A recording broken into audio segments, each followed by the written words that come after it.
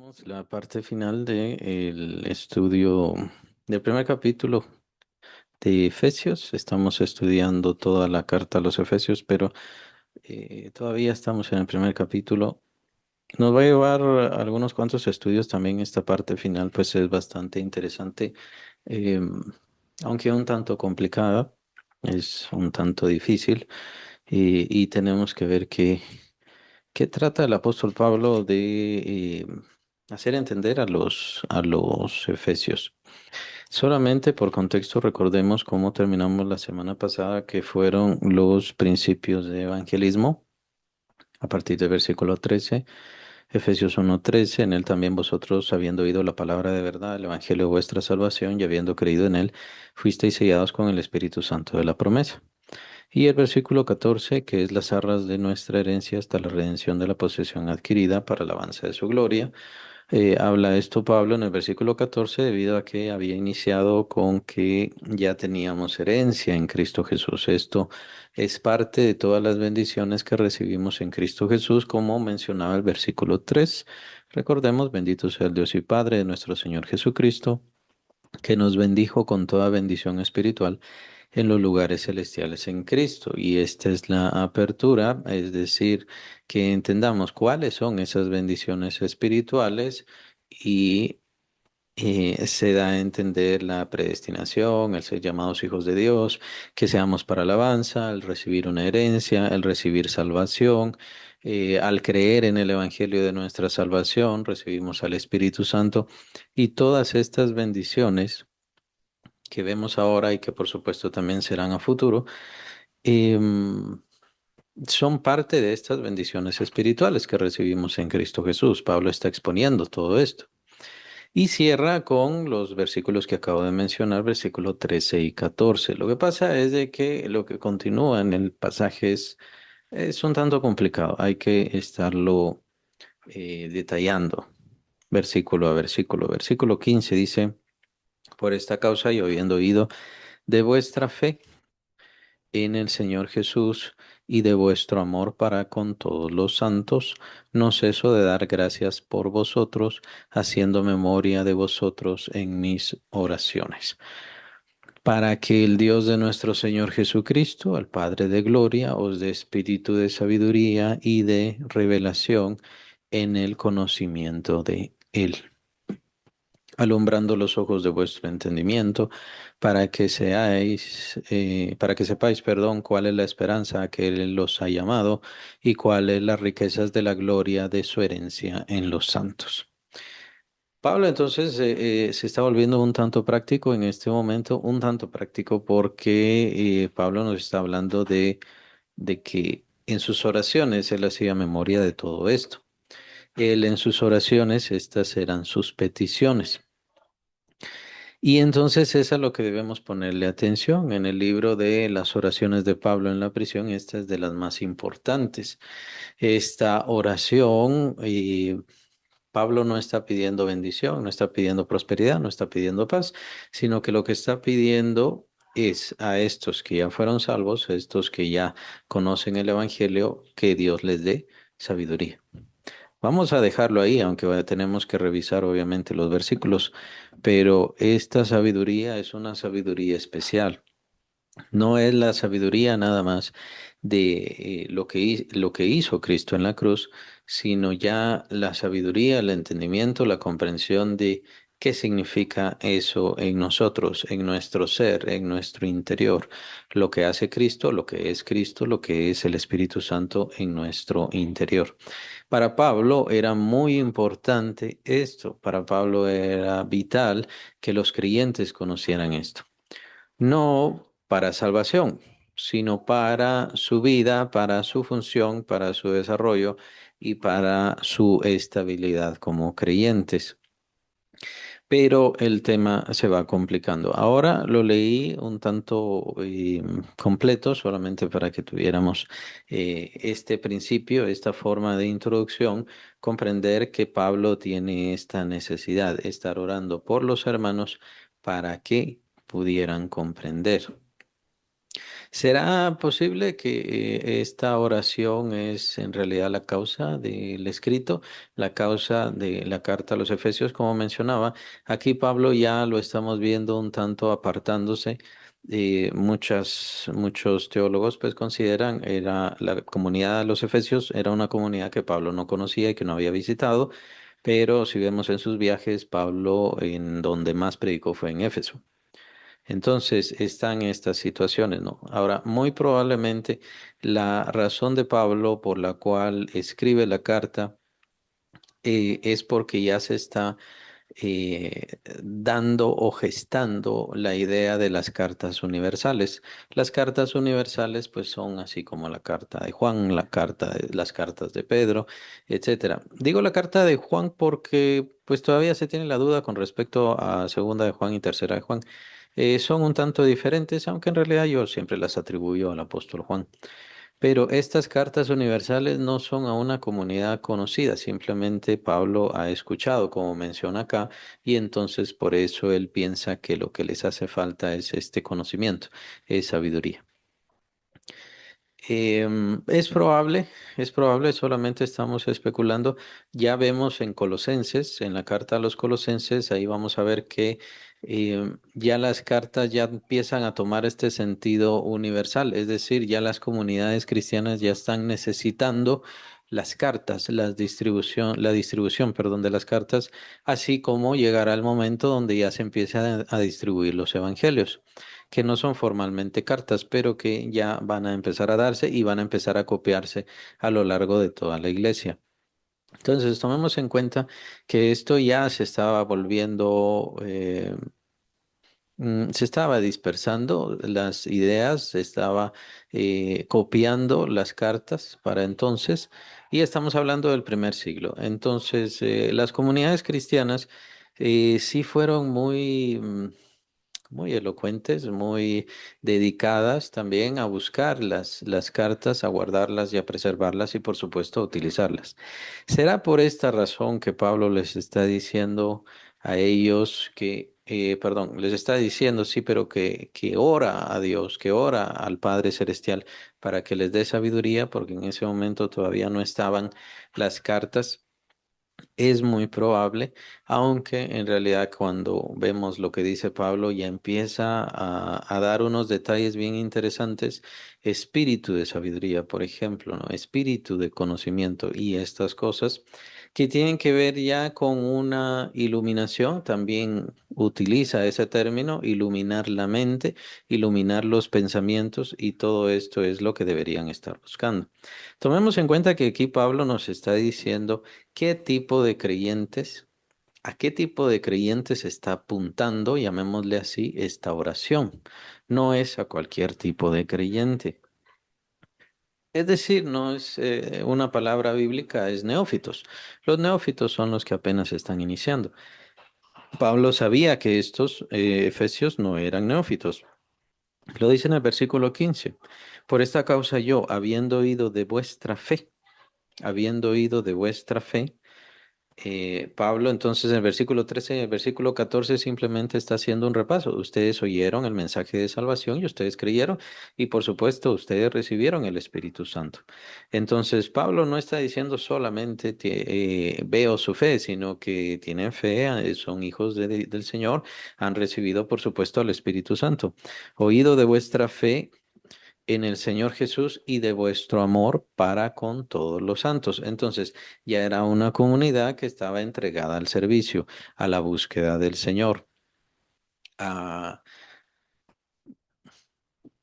Al recibir a los predicadores, recibir el mensaje del Evangelio y amar ese mensaje del Evangelio. Este trabajo de amor, perdón, este trabajo de amor lo menciona el mismo Señor Jesucristo. Si no estoy mal, en el capítulo 2 de Apocalipsis, en el mensaje a la iglesia de Éfeso. Menciona, yo he visto tu trabajo de amor, yo conozco tu trabajo de amor.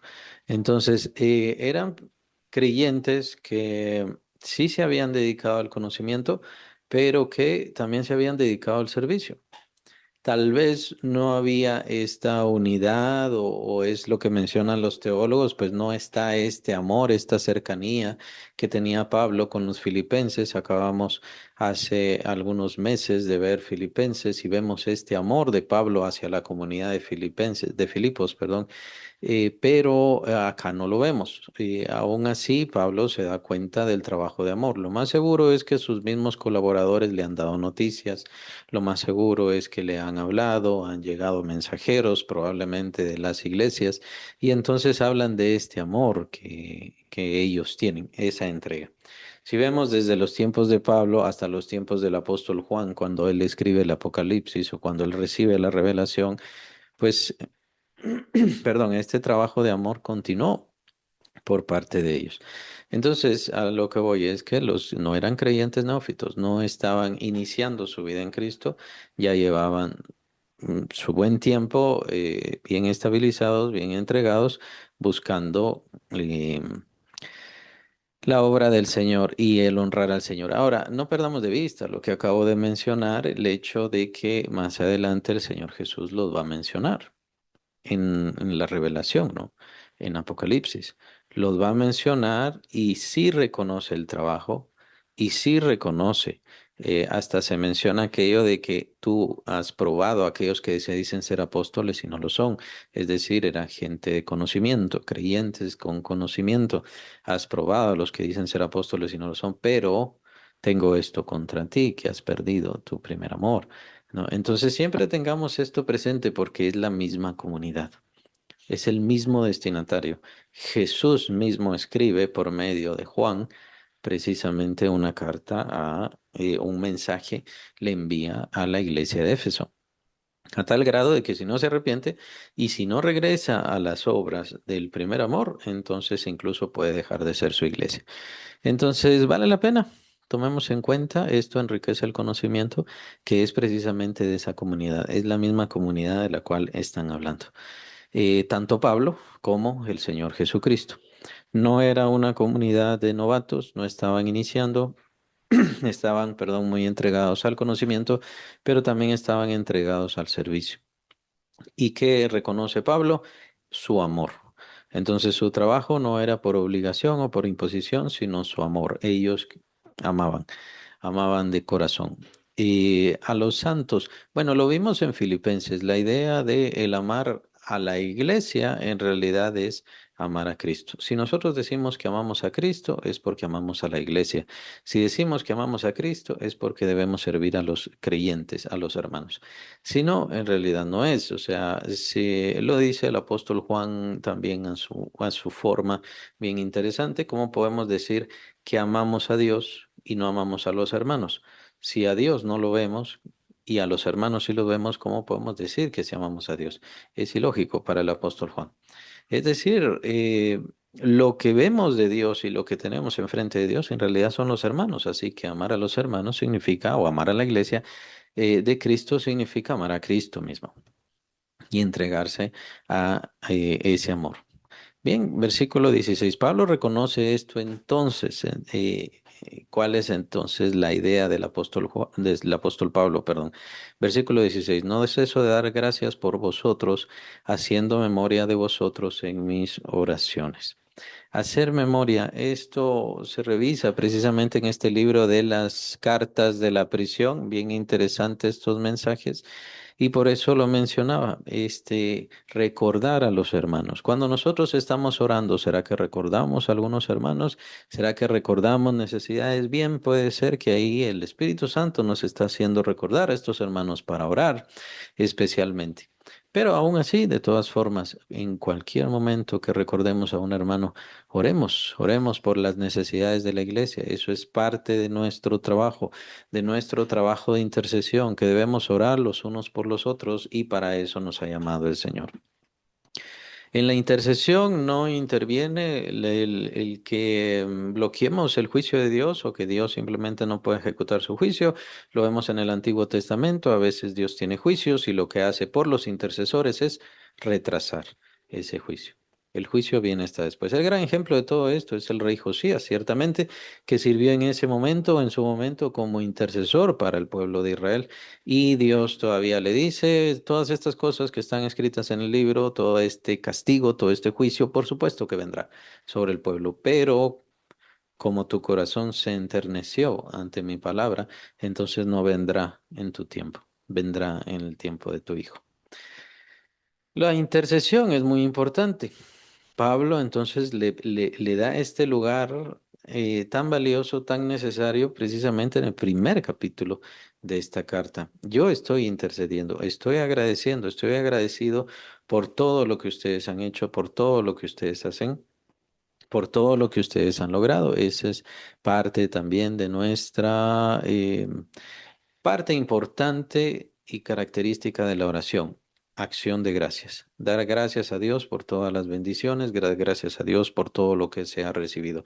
La gratitud es importantísima en la oración. Y por supuesto, al tener memoria de algo, siempre recordemos estar orando por eso, especialmente si son necesidades de los hermanos, cualquiera que sea, solamente oremos. Versículo 17, para que el Dios de nuestro Señor Jesucristo, aquí entonces empieza lo más complicado. Para que el Dios de nuestro Señor Jesucristo, el Padre de gloria, os dé espíritu de sabiduría y de revelación en el conocimiento de Él. Lo leemos otra vez, para que el Dios, versículo 17, para que el Dios de nuestro Señor Jesucristo, el Padre de gloria, os dé espíritu de sabiduría y de revelación en el conocimiento de Él. ¿Será importante esto? ¿Será valioso esto? ¿Será necesario? Será necesario para los efesios, que ya eran creyentes, que ya estaban sirviendo, que ya tenían su trabajo de amor. Tomemos en cuenta que más adelante Jesús les reprocha su falta de amor, que han perdido su primer amor. ¿Por qué habrá sido? ¿Por qué habrá sido? Tomemos en cuenta el listado que da el Señor Jesucristo. El Señor habla sobre el trabajo, el esfuerzo que han tenido conocimiento, han tenido celo por el Evangelio. Y entonces, ¿qué les faltaba? ¿Qué les faltaba hacer para conservar ese primer amor? ¿Habrá sido el conocimiento? ¿Será esto a lo que se refería el apóstol Pablo? Desde este momento estamos hablando probablemente unos 20 años atrás de la revelación del Señor Jesucristo, sea del Apocalipsis, del libro del Apocalipsis. ¿Será que unos 20 años atrás? ¿Será que unos 15 años atrás? ¿Será más? ¿30 años atrás? ¿Será que el apóstol Pablo ya estaba previendo esta situación? ¿Será que el Espíritu Santo tocaba el corazón de Pablo precisamente para que orara por esto? Porque más adelante estaría esta gran necesidad en este pueblo de los Efesios, en esta iglesia de los Efesios.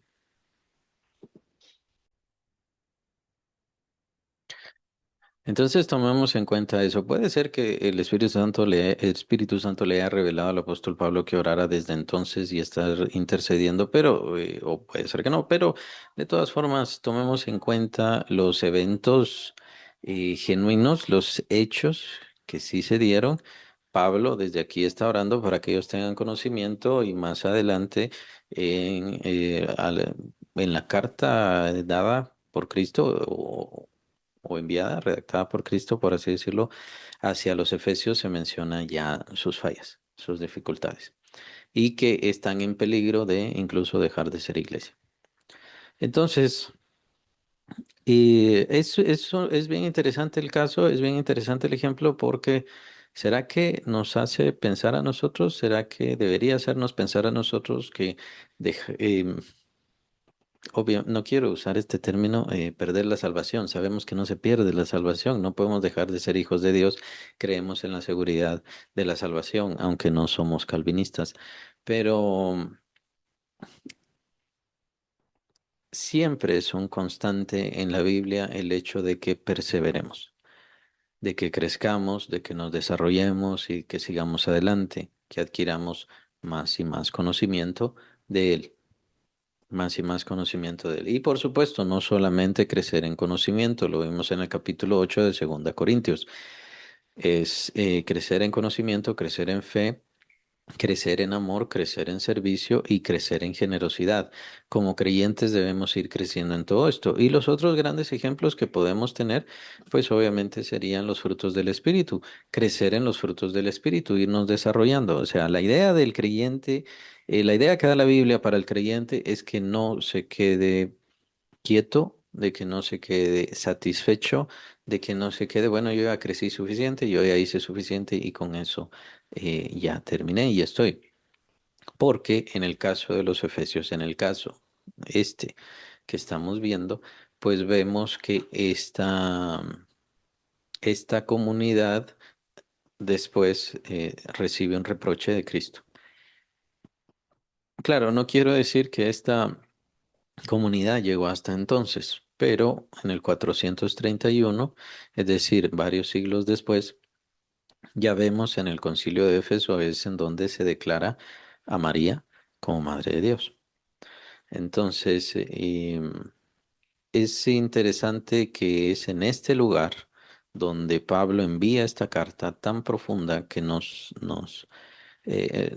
solo nos toca el corazón, sino también la mente. Es bastante profunda y que más adelante Cristo va a hacerle este reproche, es decir, en el paso del tiempo ya hay un reproche por parte del Salvador, pues más adelante se da esta situación. Como digo, obviamente los concilios son ecuménicos, los concilios son de toda la cristiandad. No quiero decir que era la comunidad de Éfeso, pero es como una especie de derrota, ¿no?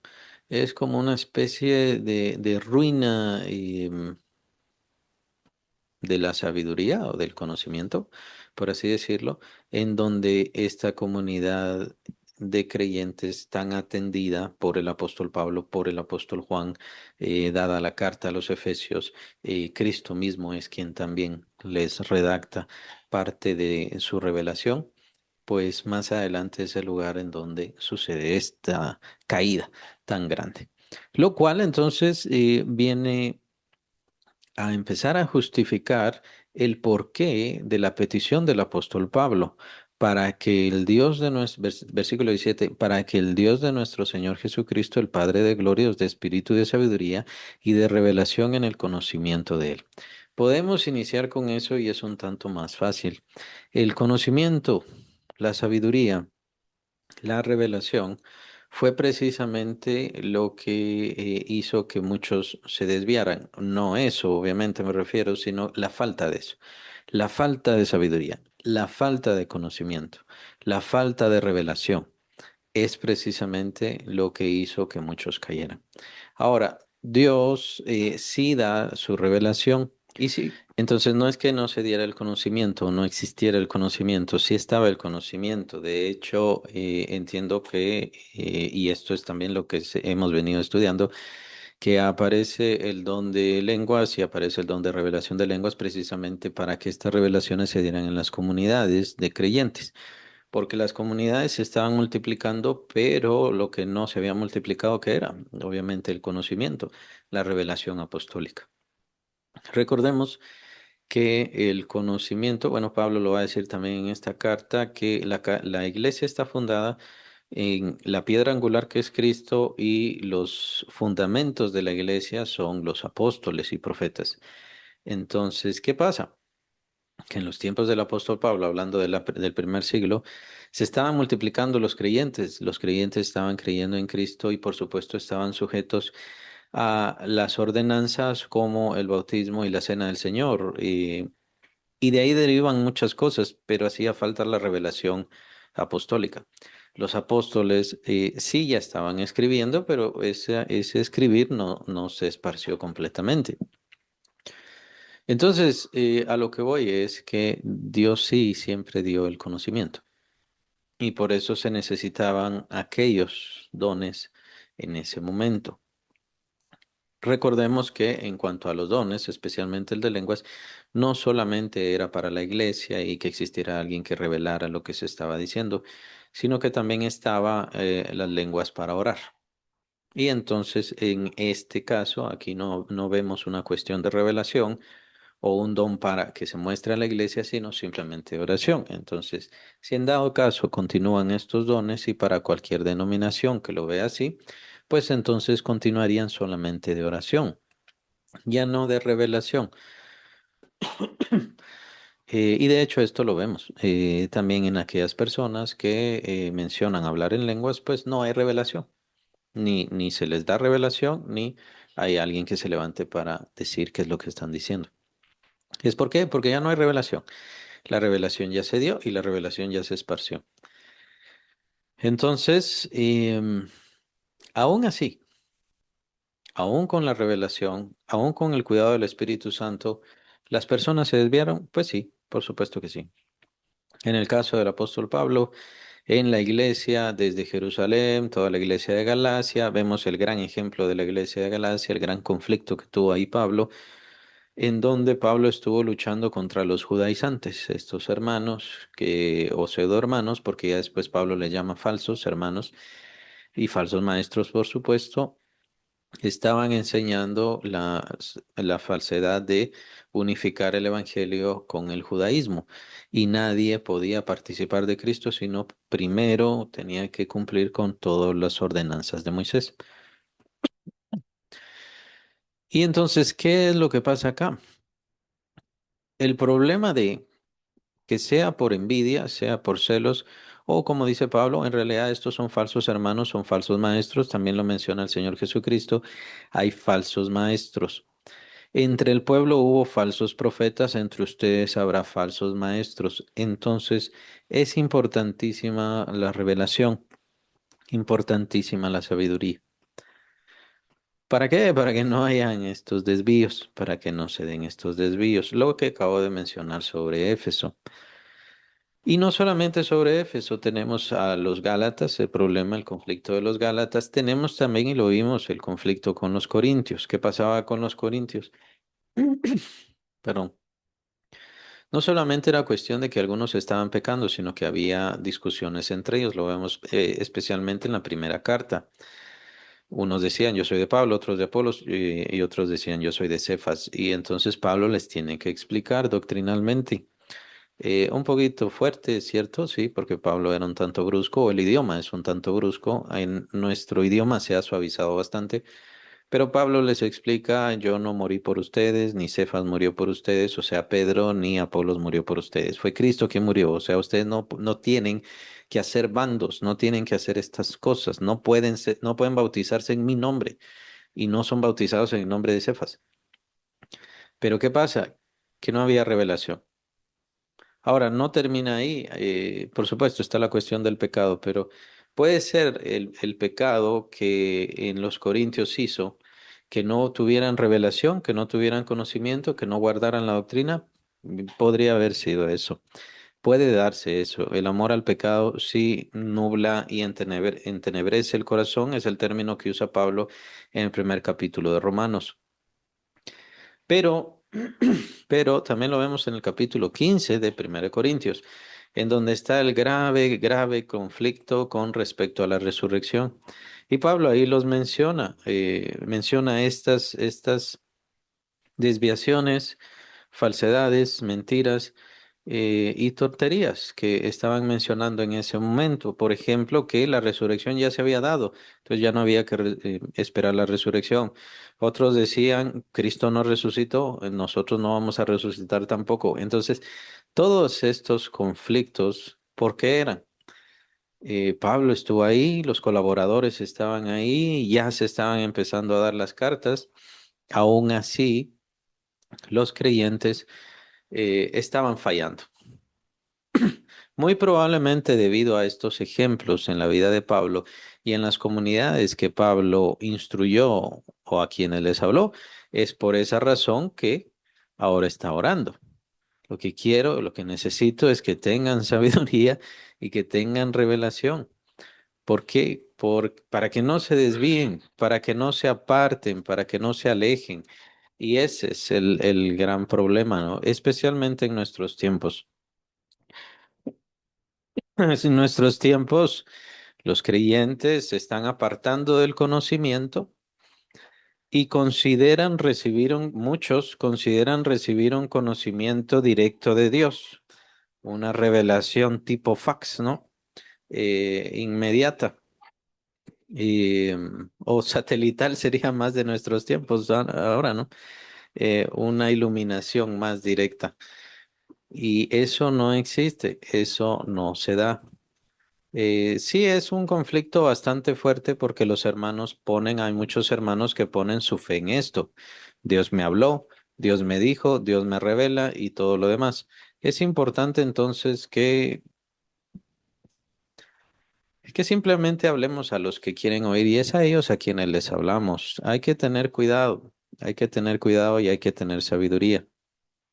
Pablo les está hablando aquí a una comunidad ya de creyentes y que estaban sirviendo a Cristo.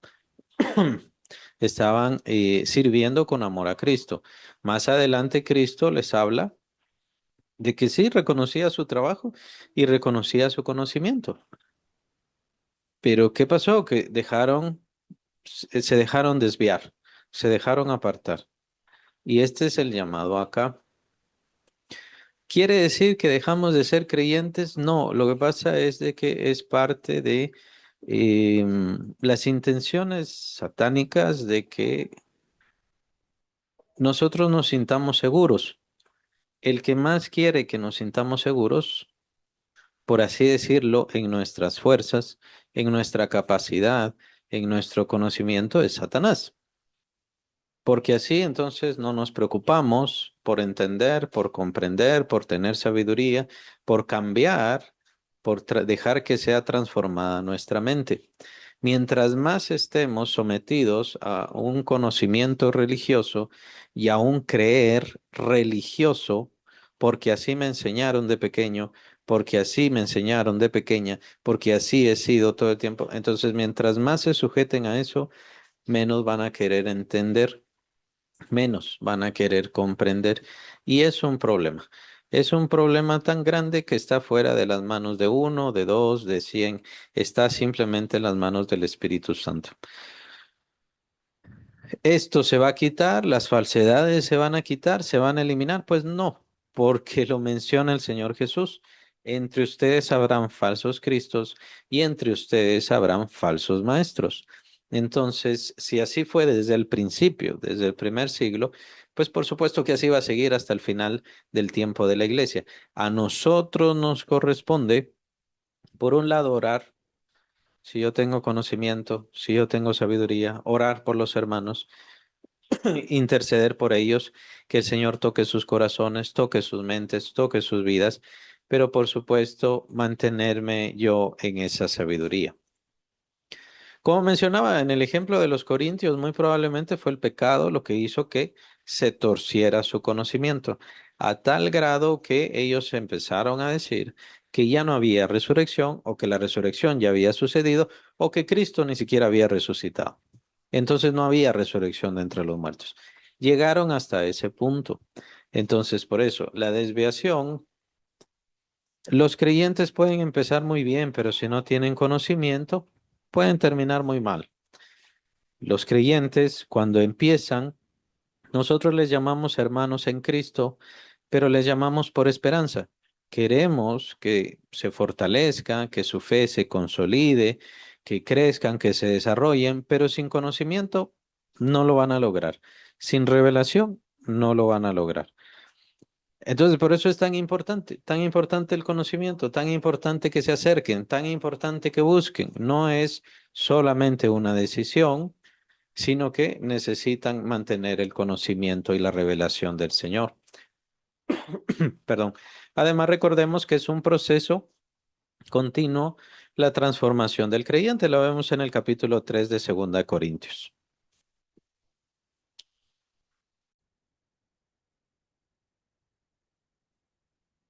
Entonces, sí es importante, lo que está orando el apóstol Pablo es importante y es importante para todos, el seguir avanzando, el seguir teniendo conocimiento, el seguir teniendo sabiduría. Claro, es importante operar en ese conocimiento y actuar y servir en esa sabiduría, no simplemente dejarlo así como conocimiento que también es parte de las desviaciones. A veces solamente se deja el conocimiento sin práctica, es decir, sin desarrollo, sin esfuerzo, sin sacrificio, sin entrega. Y debido a esto, el conocimiento se vuelve vacío. Es a eso a lo que yo entendería que Pablo se refiere, que la letra mata, es el espíritu el que vivifica. Ahora, Pablo está haciendo esto, a lo que Pablo va a ir es a cosas mucho más profundas, pero ahora solamente quería que lo viéramos en su forma más sencilla, más fácil, para que comprendiéramos de que todos necesitamos esto, ciertamente, y que deberíamos aspirar a lo que Pablo estaba anhelando, el deseo de Pablo, por supuesto. Y en ese conocimiento mayor, más profundo, en esa iluminación, en ese desarrollo más grande, pues nuestro carácter, nuestro sentido como creyentes, nuestra fe esté bien consolidada, bien firme y sigamos adelante siempre sirviendo.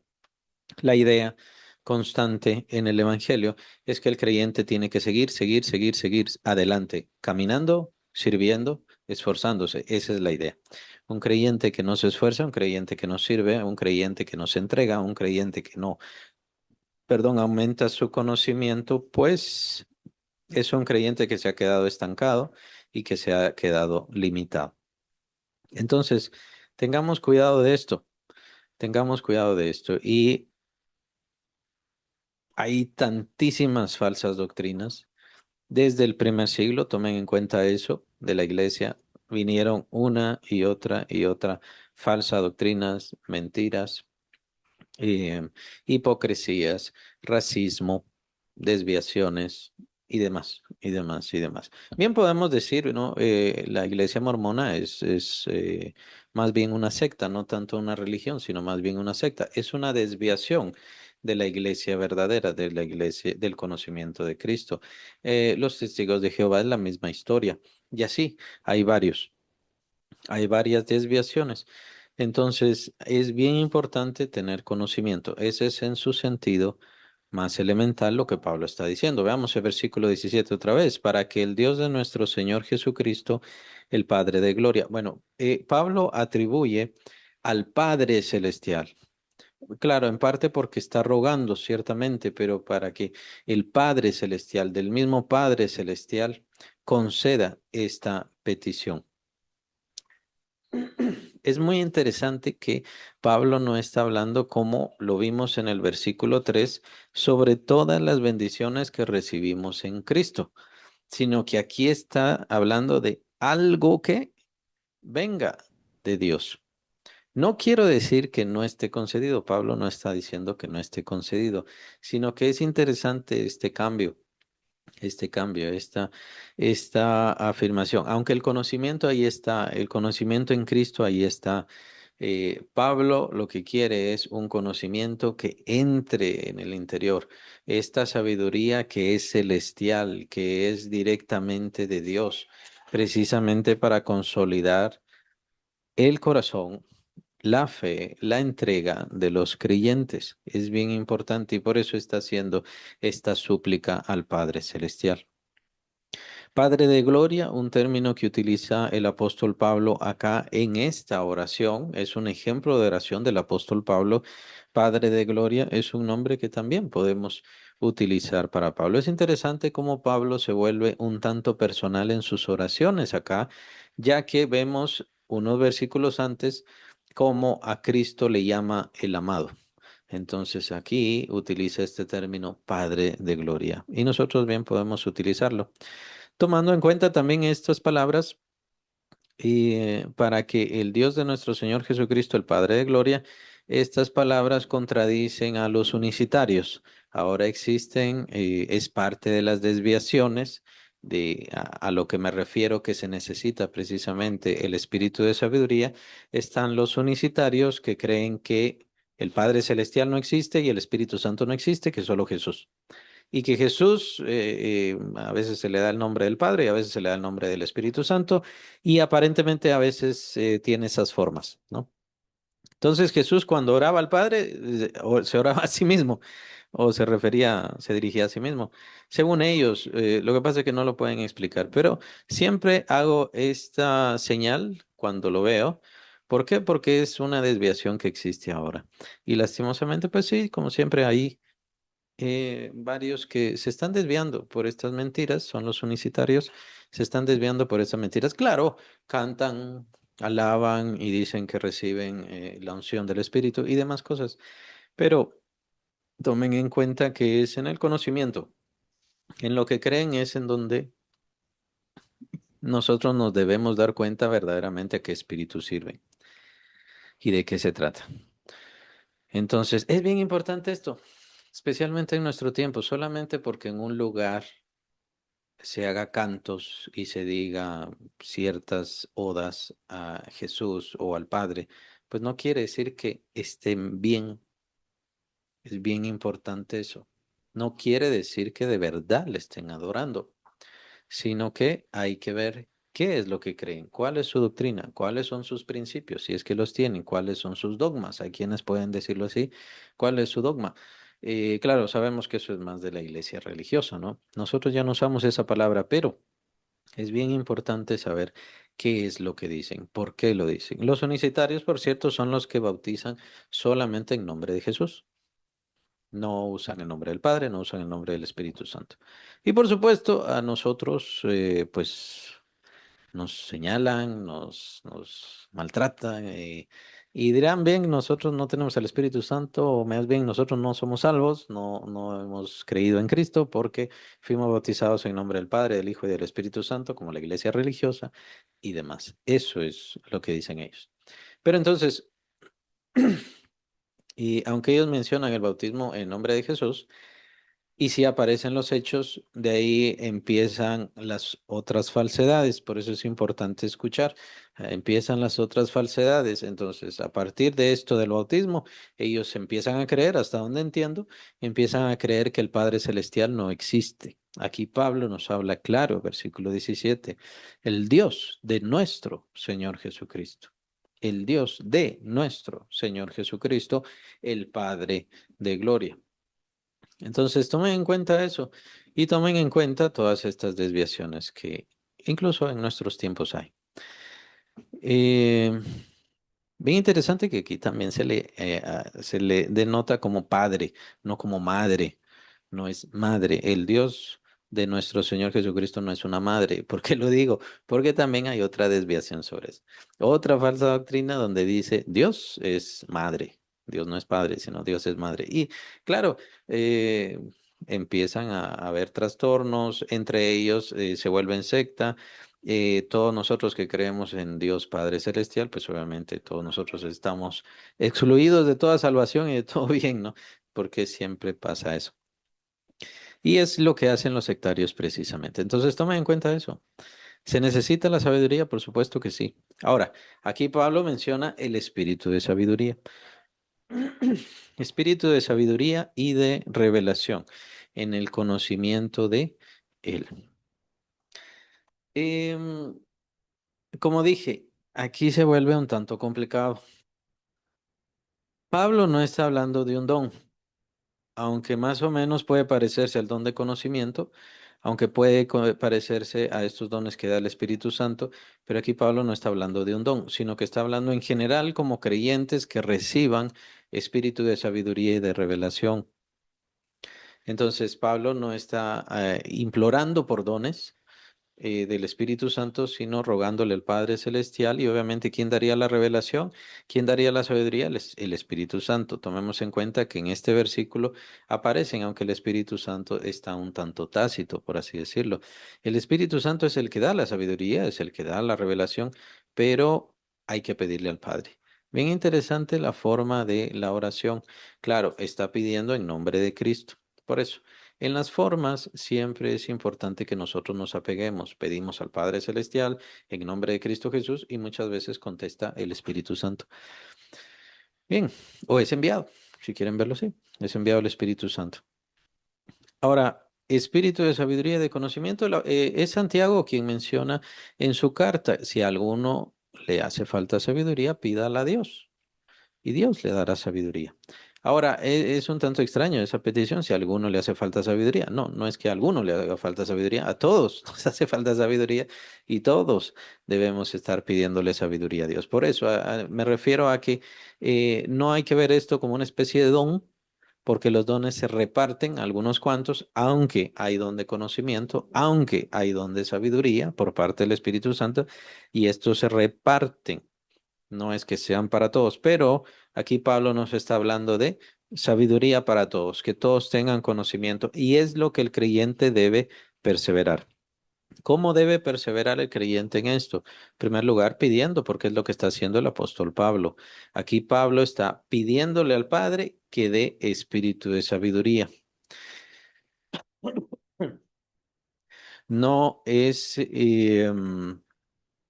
no es solamente un pedir, sino que ¿qué tienen que hacer? Lo que tienen que hacer es estudiar, perseverar en la doctrina de Cristo, perseverar en el camino de Cristo, perseverar en la doctrina de los apóstoles, que la doctrina de los apóstoles es la doctrina de Cristo.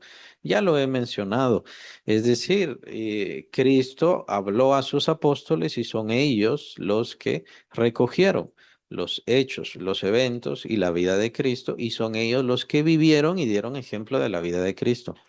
Así que el creyente, perseverando en su caminar y rogándole al Padre, puede bien recibir sabiduría. Ahora, tomen en cuenta que aquí dice un espíritu de sabiduría. Espíritu aquí no se refiere a un espíritu ente, no es un ente, no es una persona, no son personalidades. Es decir, no existe espíritu o llamémosle así, el ángel de la sabiduría. No existe el ángel de la sabiduría, no existe el ángel de la revelación. No se está refiriendo en ese sentido, sino se refiere más a las características espirituales, como si dijéramos el espíritu del amor. Tal vez no características espirituales, sino características no tangibles, que no se pueden tocar, que no se pueden cambiar, pero que tienen esa naturaleza espiritual. Tomemos en cuenta que la naturaleza espiritual es lo que menciona el Señor Jesús en el capítulo 3 de Juan, es decir, así como el viento. ¿Se recuerdan? No sabes de dónde viene y no sabes a dónde va, pero escuchas su sonido, sabes que ahí está. Entonces, a eso se refiere la sabiduría. Es algo intangible, pero existe. Es algo que no se puede medir. ¿Cómo medimos? ¿Cómo medimos el amor? ¿Cómo medimos? Bueno, existen los actos de amor, pero eso no es una medida propiamente. Me refiero a, ¿hay sustancia? ¿Existe como una sustancia del amor? ¿Existe una sustancia del gozo? ¿Existe una sustancia de la paz? No, entonces tienen su naturaleza espiritual, son intangibles. Como son intangibles, entonces se les llama espíritu, pero no hay que hacer esa gran diferencia entre los entes espirituales, que de hecho Pablo también lo menciona en el capítulo 15 de 1 Corintios, que existen los cuerpos angelicales. Entonces, por eso digo, Pablo entra a un terreno complicado, se está complicando. Pero es importante que vayamos de lo más sencillo a lo más complicado y por supuesto, bien puede ser que en algunas cosas nos estemos equivocando y es normal y es elemental. Solo tomemos en cuenta aquí que no existe un espíritu, un ente, un ser, una persona o personalidad de sabiduría. No se refiere a eso, Pablo, sino se refiere a estos elementos no tangibles que no tienen sustancia, pero que ciertamente existe, que es la sabiduría y por supuesto la revelación. Tomen en cuenta, en Apocalipsis se mencionan los 7 espíritus de Dios. Entonces, ¿qué quiere decir eso? Que Dios está formado por 7 espíritus, por 7 entes, por 7 personalidades. Pues no, sabemos que Dios está formado por la Trinidad, Padre, Hijo y Espíritu Santo. Dios eterno está formado así, pero no son 7. Entonces, ¿a qué se refiere con esos 7? Se refiere a estas sustancias, o no sustancias, estos elementos no sustanciales. Se refiere a la sabiduría, al conocimiento de Dios, a la omnipotencia de Dios, etcétera, a la vida de Dios, etcétera. No existe un listado específico en Apocalipsis sobre estos 7 espíritus, pero podemos bien denotar la misericordia, por ejemplo, podría bien ser uno de esos espíritus que forman a Dios, pero no son partes, no son entes, no son personas, simplemente es una forma de llamar o de denotar estos elementos no sustanciales que Dios mismo es el que nada más puede dar. Entonces, ¿qué es la sabiduría? La sabiduría es un elemento no sustancial que Dios lo da, que Dios lo permite. Es un don de Dios, es un favor de Dios y es una bendición de Dios. El creyente lo que tiene que hacer es buscarla. ¿Se recuerdan aquella parte? La regla de oro, ¿se recuerdan? Lo dice el Señor Jesucristo. Pedid y se os dará, buscad y hallaréis, llamad y se os abrirá. Entonces, el creyente tiene que estar pidiendo y por supuesto que va a recibir, pero al mismo tiempo tiene que estar buscando. Y a eso me refería con el camino del Señor Jesús. Tiene que ir buscando la sabiduría, caminando en la sabiduría, precisamente para no desviarse. Tomemos en cuenta a Salomón, el hombre más sabio del mundo, bien podríamos decir de su tiempo, que buscó la sabiduría, entendió la sabiduría, conoció muy bien la sabiduría, pero ¿qué hizo? Empezar a caminar no sabiamente. Empezó a apartarse. Él mismo dice, el temor a Jehová es el principio de la sabiduría. El temor a Jehová, pero si en la ley de Jehová decía, y es una orden al rey, no tengas muchas esposas. Es una orden que está en la ley, no tengas muchas esposas. Y lo otro dice, no tengas muchos bienes. Son ordenanzas que le da Dios al rey. Y él no hizo caso. Entonces el ejemplo es muy importante. Es el hecho de, tengo la sabiduría enfrente, la voy a obedecer, voy a seguir el camino de sabiduría. Entonces Dios bien puede darme más y más sabiduría. Pero si yo no sigo el camino de sabiduría, si yo no sigo el camino de la revelación, entonces voy a empezar a desviarme.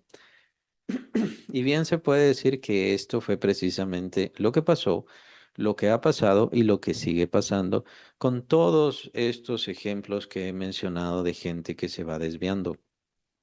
Toman su cristianismo nada más como el cantar, como música bonita o algo así, pero están siguiendo todo, están perseverando, están aplicando todo lo que están recibiendo. Si no lo aplica, entonces tarde o temprano va a empezar a desviarse. En algunas cosas va a fallar, tendrá trastornos en algo. Ese es el problema con los creyentes cuando seguimos pecando. Seguimos pecando, seguimos desviándonos, seguimos perseverando en lo malo, es decir, ya no tratamos de cambiar, ya no dejamos de hacer lo malo. Entonces, ¿qué sucede? Tarde o temprano nos desviamos. Perdón, tarde o temprano nuestra fe empieza a tener fallas, empieza a tener debilidad, empieza a tener complicaciones, tarde o temprano. Y por supuesto, nos volvemos soberbios, nos volvemos sin conciencia. Nos da igual lo que hacemos, nos da igual lo que diga Dios, pero decimos que somos creyentes. Entonces el corazón se ha endurecido, el corazón y la mente se han entenebrecido y simplemente no hallamos la salida. Entonces no podemos aplicar no podemos tener sabiduría sin aplicarla. Y los principios de sabiduría ya están. Perseverar en la sabiduría es algo que debemos hacer y podemos hacer porque tenemos los principios bíblicos. El problema es pedir sabiduría, pero no perseverar en la sabiduría, no caminar en la sabiduría, porque entonces vienen las desviaciones. Y el problema, como pasó en aquel entonces y sigue pasando ahora, es que las personas que se desvían piensan que lo que están recibiendo nuevo, entre comillas, o fresco, o nueva revelación, también entre comillas, es en realidad de Satanás y no se dan cuenta eh, que es de Satanás. Más bien ellos dicen esto es de Dios y como creen que es de Dios, de ahí no los mueve nadie y de ahí nunca van a despertar. Ese es el gran problema, es el conflicto. Por eso Pablo está implorándole al Padre Celestial que no se queden simplemente ahí, que no se queden simplemente con lo que han recibido, sino que el Señor ilumine, que el Señor dé sabiduría, que el Señor dé conocimiento, que el Señor señale. ¿Estoy haciendo esto correctamente? ¿Estoy siguiendo de forma genuina? ¿Estoy haciendo lo que el Señor quiere de mí? Tomemos en cuenta que esa revelación sí es bien importante. ¿Por qué? Porque cada uno de nosotros ha sido renovado en Cristo, ha sido creado de nuevo en Cristo y necesitamos saber qué es lo que Dios me ha dado. Entonces yo necesito que Dios me revele, para empezar, cuáles son mis dones. ¿Cuál es el don que yo tengo? Y eso es un caminar solo el creyente con el Espíritu Santo. Es la única forma. La iglesia no va a estar revelando, la iglesia no va a estar diciendo, ningún pastor, ningún ungido, nadie, Tú tienes tales dones, tienes tal conocimiento, tienes tal cosa". Eso no existe. Es el Espíritu Santo y el caminar del creyente que va a dar, que va a gestar, que va a manifestarse. Por eso son frutos también. Están los frutos del Espíritu Santo. Van a darse conforme al tiempo, conforme al cuidado, conforme al provecho que la vida cristiana vaya manifestándose. Más adelante Pablo nos va a hablar de la iglesia también y del desarrollo en la iglesia. El creyente necesita ejercitarse. No solamente alimentarse, necesita ejercitarse. Lo menciona Pablo más adelante en el capítulo 4 en esta carta y lo vamos a ver. Entonces, si estas cosas no se están dando, el conocimiento, la sabiduría, la revelación no sirve de nada. Y tenemos ejemplo de todo esto, incluso en el mismo Señor Jesús, el Señor Jesús siendo el gran maestro, pues aún así sus discípulos no tenían toda la sabiduría, todavía no tenían todo el conocimiento y por supuesto todavía no tenían todos los beneficios de su sacrificio. Es hasta entonces, por eso les dice el Señor, deberían alegrarse que yo me voy. Deberían alegrarse. ¿Por qué? Porque viene el Espíritu Santo, pero no es solo el Espíritu Santo, ya vienen todas las bendiciones que trajo el sacrificio de Cristo. Y esto significa una transformación y revelación para los creyentes. Eso está ahí. El problema es que el creyente se mantenga en el camino mediante el cual sí pueda recibir y mantener y sostener esa sabiduría, esa revelación y sea de provecho para él, para los demás creyentes, para la iglesia y por supuesto para Dios. Es la dificultad. El demonio entonces intenta detener nuestro crecimiento, intenta detener nuestro conocimiento, intenta detener nuestro testimonio, intenta detener y ensuciar todo lo que se pueda. Depende de nosotros si así se lo permitimos. Es cierto que no somos perfectos, pero estaríamos haciendo el trabajo de Satanás. Hay que tener cuidado con todo esto. Y para eso hace falta la sabiduría y la revelación. Que el Señor me mueva, que toque mi corazón, que me dirija, que me enseñe, que me muestre. En este momento, Pablo, bien puede ser que les esté hablando de la revelación, como mencionaba, todavía no se había esparcido las cartas, el conocimiento, la doctrina apostólica. Puede ser. En ese caso, pero ya en nuestros tiempos ya la doctrina ahí está. ¿Cómo es posible que los creyentes se aparten si ahí está la Biblia, si ahí están las cartas, si ahí está todo el conocimiento? Sí pueden tener diferentes versiones de la Biblia. ¿Cómo es posible que se aparten? ¿Cuál es el problema? Si tuvieron fe al principio. Muchas veces simplemente decimos, no, es que no tuvieron fe, es que nunca tuvieron fe. Simplemente lo hacemos así, pero es una forma sencilla de salir. Pablo le está pidiendo al Señor sabiduría, revelación, que esto esté adentro de ellos, que ellos reciban más y más de esta bendición, que vayan creciendo en todo esto, en la sabiduría y en la revelación del conocimiento de Él, el conocimiento mismo de Dios. Y es porque más adelante Pablo nos va a dar y va a exponer em, enormes revelaciones, profundas revelaciones. em, y bien podríamos decir un tanto terribles. ¿Cuál es el poder que opera en los creyentes? Y eso todavía en estos tiempos para la gran mayoría de creyentes es un desconocimiento. No lo comprenden. Está ahí escrito, pero lo viven, se manifiesta en ellos, se mueven ellos. No es que no tengan fe, no es que no sean hijos de Dios, no es que no esté el Espíritu Santo ahí. El creyente tiene que querer. Y eso es bien importante y bien importante también de la oración. Es por medio de la oración que nosotros estamos buscando. ¿Buscando qué? Buscando la sabiduría. Pero si la sabiduría ahí está. La sabiduría está en el Espíritu Santo y el Espíritu Santo está en nosotros y el Espíritu Santo, por supuesto, hemos sido sellados. Entonces, ¿cómo así que nos hace falta la sabiduría y tenemos que estarla buscando y tenemos que estarla implorando a Dios? ¿Cómo es eso posible? Lo que pasa es que el creyente tiene que querer, tiene que disponer su corazón, tiene que pedirle al Señor. Por esa razón es que el Señor Jesús hacía las preguntas. Por ejemplo, ¿quieres ser sano? Cuando veía a algunos enfermos, les decía, ¿quieres ser sano? ¿Qué iban a decir los enfermos? No. Esa respuesta, perdón, estaba esperando el Señor Jesús. No, no, Señor, no quiero ser sano. Pero ¿qué pasa? ¿Por qué entonces Cristo hace las preguntas? Muchas veces. Lo hace porque se necesita la intención de la persona, el deseo de la persona, la obligación personal. Es decir, Dios sabe que necesitamos sabiduría. Dios sabe, por supuesto, que necesitamos más conocimiento. Es decir, no se trata de que aprendamos la Biblia de memoria, sino que tengamos esa revelación.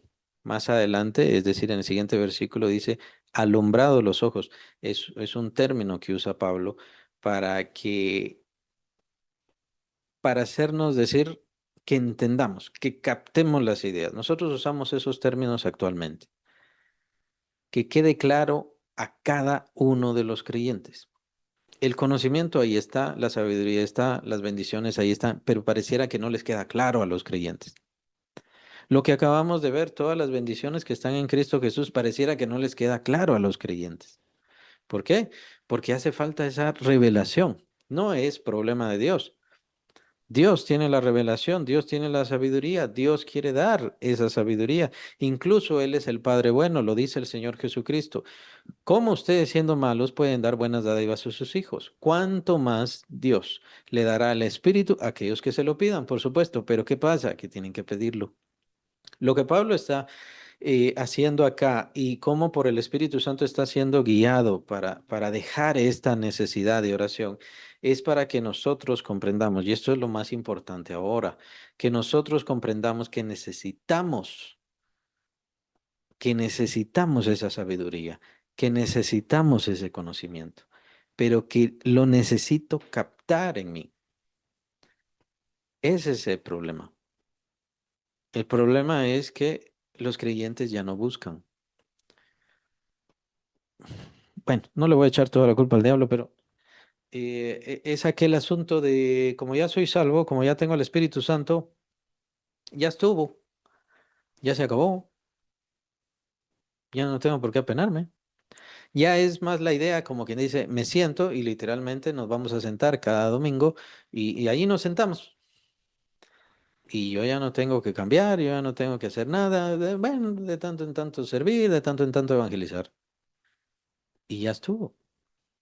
Pero no existe una búsqueda, un anhelo, nuevamente, porque decimos, bueno, ya encontré a Dios por medio de su Hijo Jesucristo.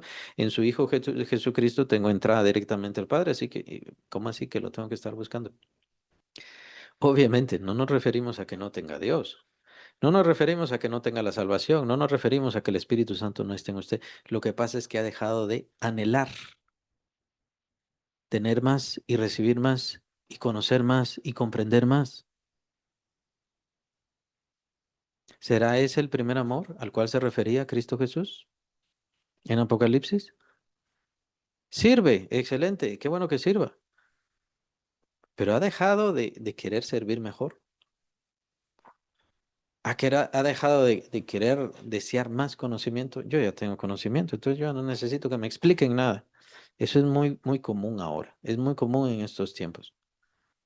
Ahora, en ese dejar, yo ya no necesito que me enseñen, bueno, lo que hay es en realidad es interés. Y en el desinterés lo que hay es falta del primer amor. Y lo que pasa con eso es de que la sabiduría ya no puede operar. La revelación personal de quién soy, cómo soy en Cristo, pero es una revelación personal, es lo que yo tengo que saber. Simplemente no se da. Y si todavía me sigo desviando, sigo pensando cosas malas o no digamos, sigo haciendo cosas malas, bien puede ser una caída bastante fuerte la que viene. Como en el caso de los Efesios, como mencionaba, que algunos siglos después en ese mismo lugar es donde se declara María Madre de Dios. No sé si está quedando claro, espero que esté quedando claro. La intención de Pablo aquí es como si el Espíritu Santo nos está diciendo a todos nosotros, tengan la misma intención y tengan la misma petición y tengan la misma petición constante. ¿Usted ya tiene sabiduría? Bueno, que bueno, pero si ya tiene sabiduría, tiene que entender que tiene que seguirla pidiendo y tiene que seguirla buscando y tiene que seguir perseverando. La sabiduría no se la va a dar un seminario, la sabiduría no se la va a dar un libro o libros, la sabiduría no se la van a dar los maestros, pero hay que oírlos, hay que buscar, hay que leer y hay que esforzarse. ¿Por qué? Porque usted está buscando la sabiduría, está perseverando por la sabiduría, está guardando la sabiduría. Y lo que quiere es esa revelación que nosotros decimos, ya entendí, ya comprendí, esto ya lo entendí en mi interior.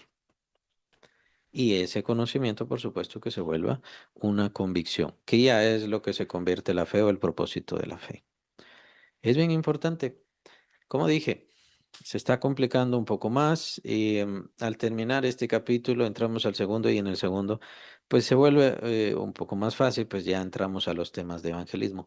Es bien interesante ese capítulo, por supuesto, pero vamos a ver cosas un tanto fuertes en lo que queda de este capítulo y por eso quiero dejarles. La intención de Pablo es que busquemos, que pidamos, que imploremos y que perseveremos en esa sabiduría, guardando esa sabiduría de Dios. Y el Señor va a seguirnos dando, va a seguirnos dando conocimiento, va a seguirnos dando revelación, revelación de su misma palabra, que es importantísima.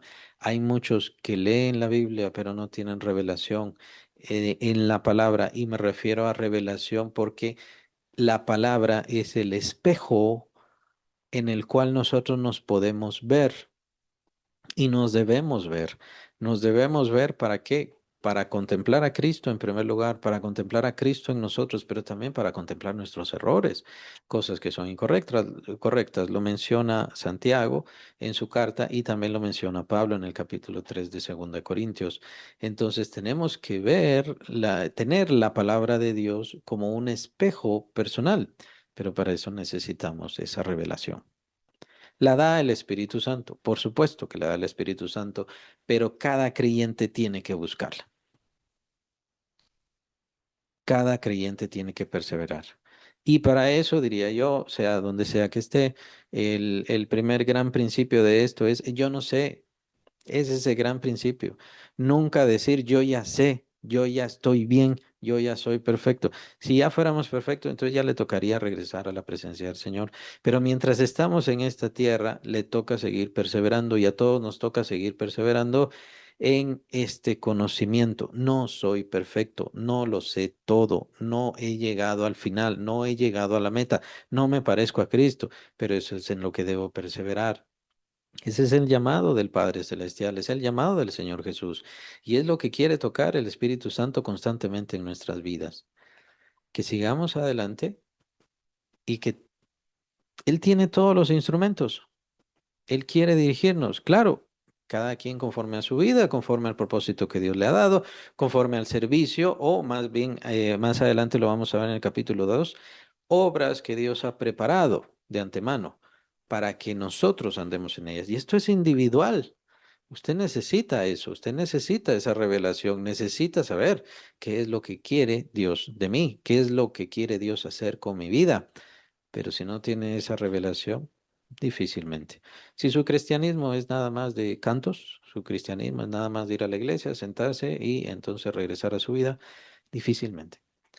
El perseverar, el buscar, el querer crecer, el querer desarrollarse, diría yo, es parte de ese primer amor que señala el Señor Jesucristo a los Efesios más adelante, puede ser unos años después, unas décadas después, el Señor Jesús mismo, ya glorificado, exaltado, le señala, hey, dejaste tu primer amor. Esto es lo que tengo contra ti. Es decir, dejaste de esforzarte, dejaste de tener anhelo, dejaste de querer buscarme. Y a eso se refiere el primer amor, querer conocerme a mí más. Como ya me conociste, ya lo que tengo de Cristo ya estuvo. Y pareciera que no nos damos cuenta que a Cristo lo tenemos que conocer en nuestro ser. Claro, tenemos que conocer las historias de Cristo, los hechos de Cristo, los eventos de Cristo y todo, pero no lo conocemos en nuestro ser. O la pregunta es, ¿qué tanto lo conocemos en nuestro ser? Pablo dice, yo estoy cumpliendo lo que faltaba a Cristo que sufriera. ¿Por qué? ¿A qué se refiere eso? Se refiere a que él vivía en Cristo y Cristo vivía en él. Lo menciona también en Gálatas, lo menciona también en Segunda de Corintios. Ya no vivo yo, es Cristo quien vive en mí. Eso no es un decir, eso no es cualquier cosa, es parte de esta revelación, la revelación del conocimiento de Él que da el Espíritu Santo, que es la intención de Dios, que quiere que pidamos porque esa es la intención. Es decir, yo quiero eso, yo anhelo eso, yo deseo más de ese conocimiento. El creyente tiene que poner su intención en esto. No es solamente que Dios haga las cosas y ya, tiene que poner su intención, tiene que poner su búsqueda, tiene que perseverar en esto. Y esta es la vida cristiana. Es bien interesante porque Pablo nos está dando un punto de vista especial, nuevo, renovado de lo que es la vida cristiana. El perseverar en el conocimiento de Cristo para que el conocimiento de Cristo nos transforme a la imagen misma de Cristo Jesús, nuestro Salvador. Y ese es el deseo de Dios.